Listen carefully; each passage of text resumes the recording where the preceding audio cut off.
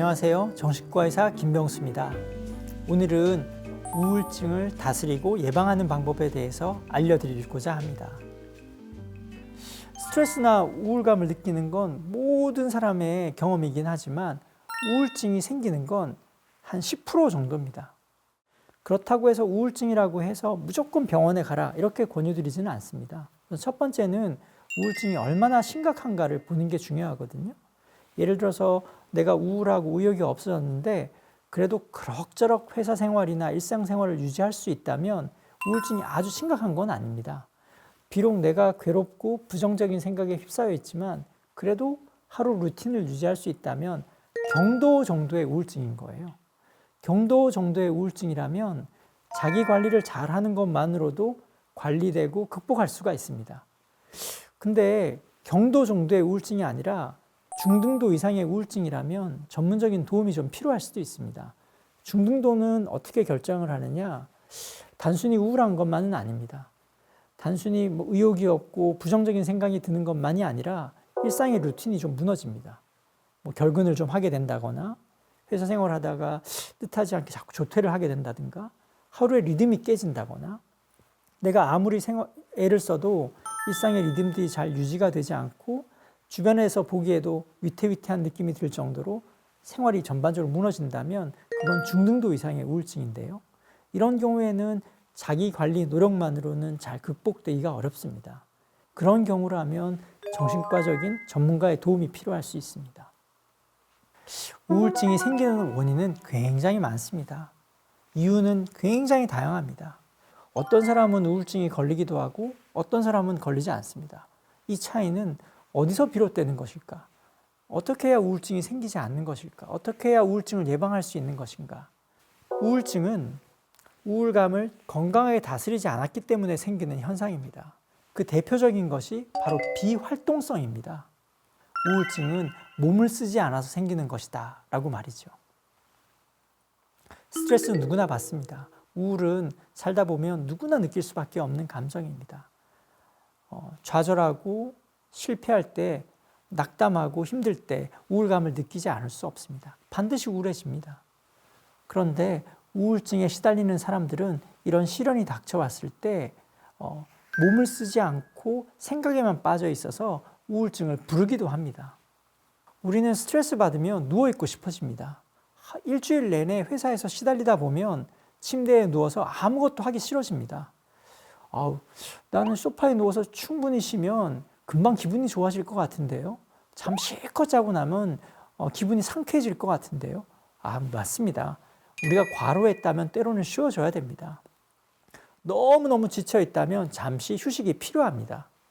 하지만 의욕이나 활기찬 느낌들은 무작정 누워있는다고 하루 종일 소파에 누워있는다고 생기는 것이 아닙니다. 우울하고 낙담하고 스트레스 받을 때 계속 하루 종일 소파에 누워있다 보면 생각만 많아집니다. 왜 이렇게 우울한 거야? 왜 이렇게 기분 나쁜 거야? 라는 식으로요. 비활동성이 우울한 생각을 부릅니다. 때로는 생각이 미래로 뻗쳐나갑니다. 내 삶은 어떻게 흘러갈까? 앞으로 어떤 일이 생길까? 내가 우울하고 스트레스 받을 땐 부정적인 예상이 훨씬 더 많이 떠오릅니다. 이렇게 살다 보면 큰일이 생길 거야.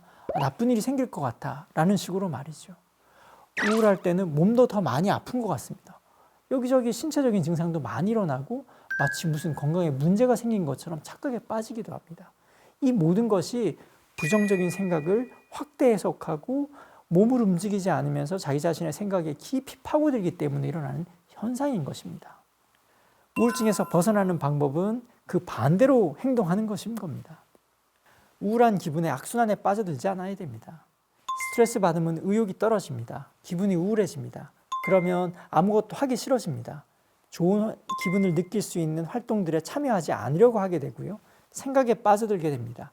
이 모든 것을 회피라고 부릅니다. 그러면서 움직이지 않는 비활동성에 빠져들면 긍정적인 감정은 생겨나지 않습니다. 악순환에 계속 빠지게 되는 것입니다. 이런 사이클이 우울증을 부르게 되는 것이지요. 그러나 사람들은 이런 사이클을 잘 이해하지 못합니다. 기분이 우울할 때는 쉬어야 좋아질 거라고 생각하기 때문이죠. 우울하면 누워서 자야만 한다고 느껴지기 때문입니다. 그렇게 하면 저절로 좋아질 거라고 착각하기 때문입니다. 이 원리를 이해하셔야 됩니다. 오히려 내가 잠만 자려고 하는 것은 회피일 수 있다. 하루 종일 소파에 누워 있는 것이 우울감을 더 깊게 만들 수 있다라는 원리를 이해하시는 것이 첫 번째입니다. 심폐활량이 약하면 우울증도 더 잘 걸립니다. 심폐활량이 우울증과 무슨 관련이 있죠? 라고 의문을 가지실 텐데요. 그렇지 않습니다. 일반인들을 대상으로 연구를 했습니다. 운동을 열심히 하기 전에 심폐활량을 조사하고 나중에 운동도 열심히 하고 적극적으로 지냈을 때, 혹은 아무 운동도 열심히 하지 않고 그냥 비활동적으로 지냈을 때, 그리고 시간이 한참 지나고 난 다음에 우울증이 얼마나 걸렸나, 누가 우울증이 걸렸나, 우울감이 어떻게 변했나 하고 10년, 15년 이후에 추적 조사를 한 겁니다. 그랬더니 처음에 심폐활량이 낮았던 사람이 10년, 15년이 지났더니 우울증에 더 많이 걸린 겁니다.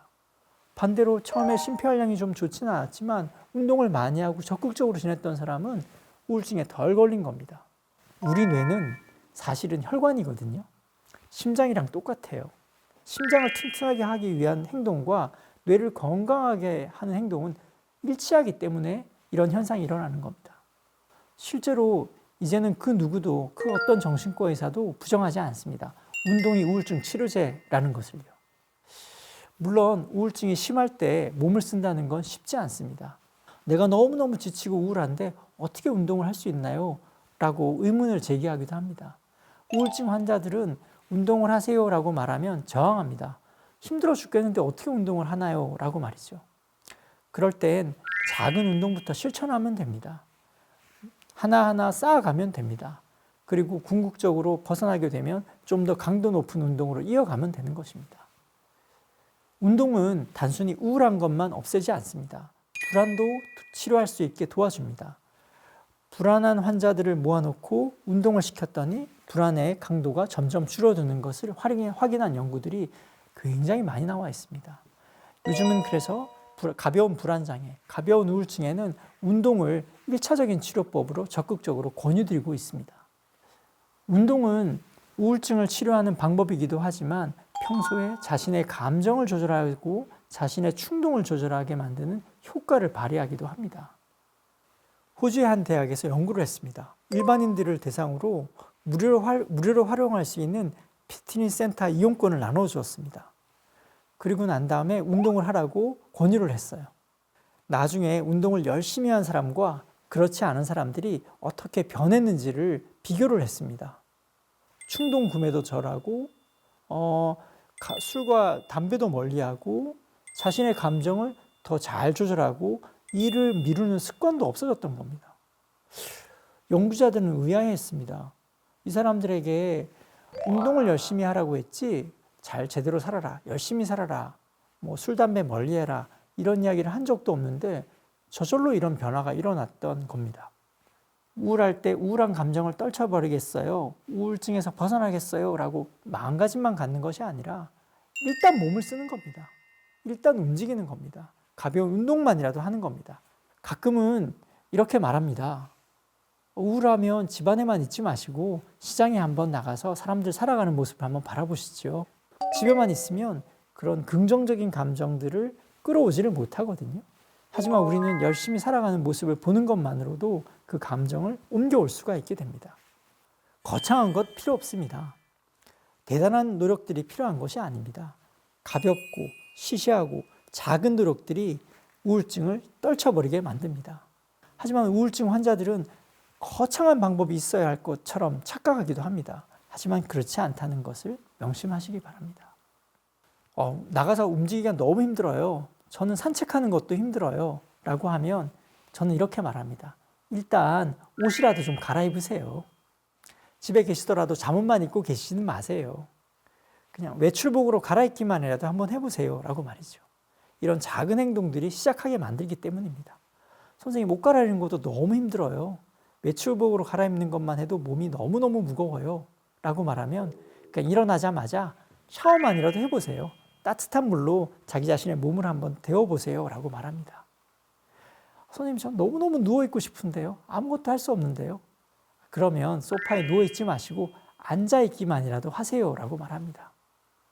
이렇게 작은 실천들이 조금씩 쌓아가면서 자기 자신의 몸을 움직이게 만들기 때문인 겁니다. 긍정적인 생각을 해라, 긍정적인 마음가짐을 가지라 라는 말은 우울증을 떨치는 데 도움이 되지 않습니다. 행복해지고 싶어라는 의지력만으로 우울증이 없어지지 않습니다. 행동을 통해서 우울증은 벗어날 수 있습니다. 우리는 우울증을 예방하기 위해서 운동을 열심히 하세요, 취미생활 하세요, 사람 만나세요, 대화하세요, 건강한 생활 습관을 유지하세요 라고 권유합니다. 즐거운 경험에 자기 자신을 더 많이 노출하는 것, 조금 힘들더라도 더 많이 행동하는 것, 우울하고 피곤할 때일수록 더 많이 활동하는 것, 이것이 바로 우울증을 떨치는 가장 핵심이고 기본입니다. 좋은 감정들, 즐거운 감정들은 경험의 축적입니다. 활동을 통해서 경험을 쌓아갈 수 있고 그런 경험을 통해서 우울증으로부터 벗어나는 것입니다. 생각이 우울증을 벗어나게 하지 않는다. 행동을 통해서 우울증에서 벗어난다. 경험에 노출하고 활동을 촉진하는 것이 우울증의 가장 좋은 치료제다라는 것을 잊지 마시기 바랍니다.